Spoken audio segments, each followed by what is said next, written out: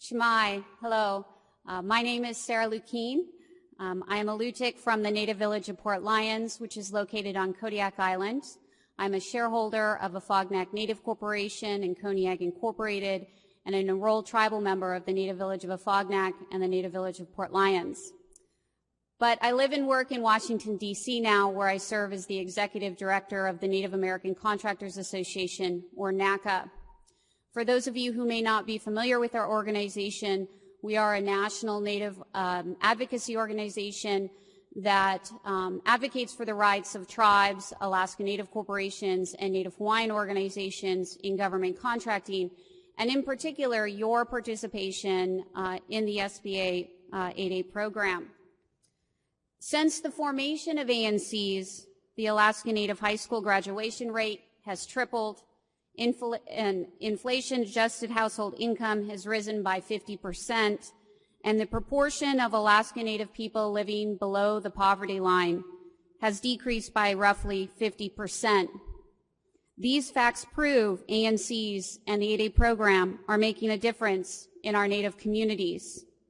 Despite these gains, the issues that our Native people have to overcome is sometimes daunting, and yet I would argue we are determined.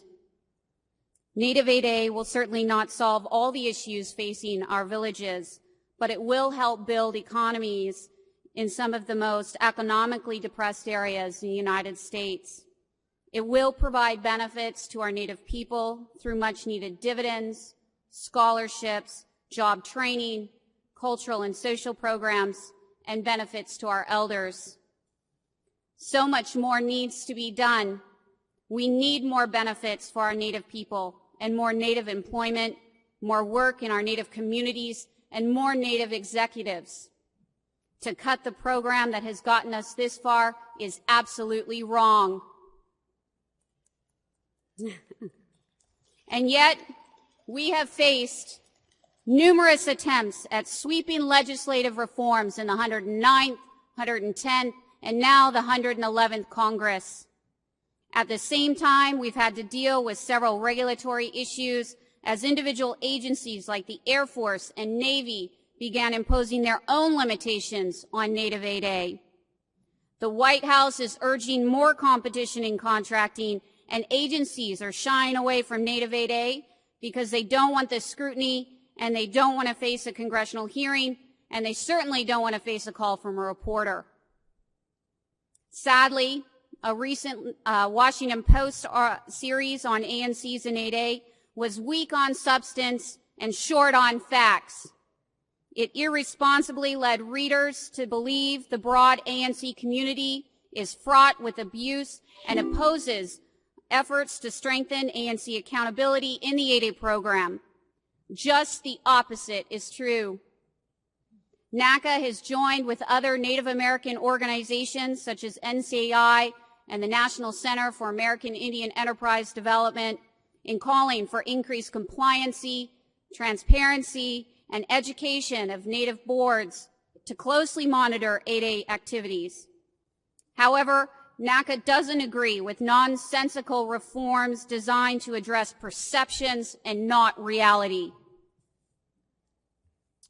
Following the publication of the Washington Post series, Senator McCaskill announced she intends to introduce legislation to kill Native 8A.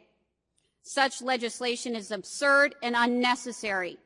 In fact, new regulations and legislative provisions already in motion will substantially improve oversight of Native 8A. New SBA proposed rules will establish a system to report benefits provided to the Native community from 8A. These rules will also impose new financial reporting for Native 8A firms, create additional oversight by the SBA and agencies, and place new restrictions on Native 8As. In addition, as Jackie mentioned, the National Defense Authorization Act for fiscal year 2010 includes a provision called Section 811, which requires agencies to go through a formal justification and approval process for any sole source award to a Native 8A over $20 million. We just completed tribal consultations on this provision, and we expect it will be implemented in the next several months. It would be irresponsible for Congress to reform Native 8A without first allowing these substantial regulatory and legislative changes to be implemented. Congress must not allow the destruction of Native 8A and must demonstrate through action that it stands up in support of our Native communities and programs like 8A that promote economic self-sufficiency for America's Indigenous people.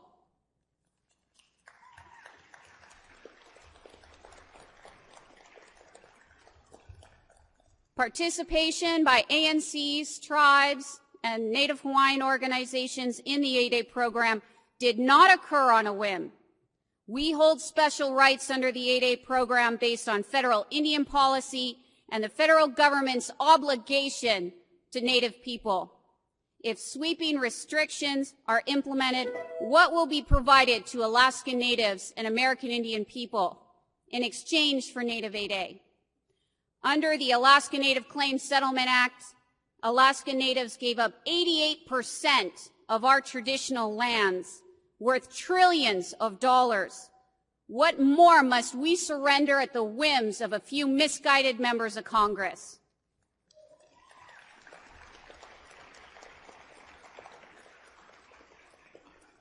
As Jackie noted, Senator McCaskill recently stated in a Washington Post article that Alaska Native people, excuse me, you did not note this. I better take that back.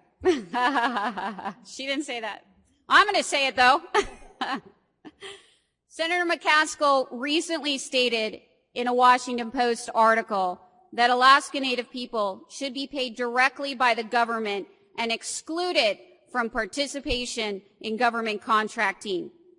This suggests that Senator McCaskill would prefer America's Indigenous people, remain in a cycle of poverty attached to the welfare system. As an Alaska Native child who knew all too well the pain and the humiliation of poverty and dependence on welfare programs, I assure you, our people don't need a handout. We need the opportunity to contribute to our nation's economy and experience our share of the American dream.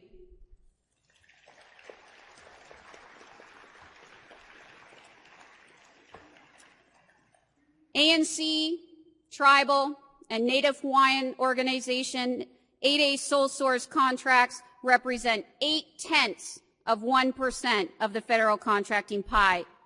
If the debate is concerned about sole source contracting, the discussion must include the 99% of sole source contracts that are awarded to non-Native companies. These include contracts such as the Missouri-based Boeing, which recently announced it had received an almost $12 billion sole source award.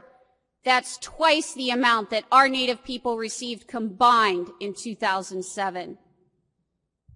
The issues with government contracting are universal. The search for solutions should be comprehensive and not disproportionately focused on Native 8A.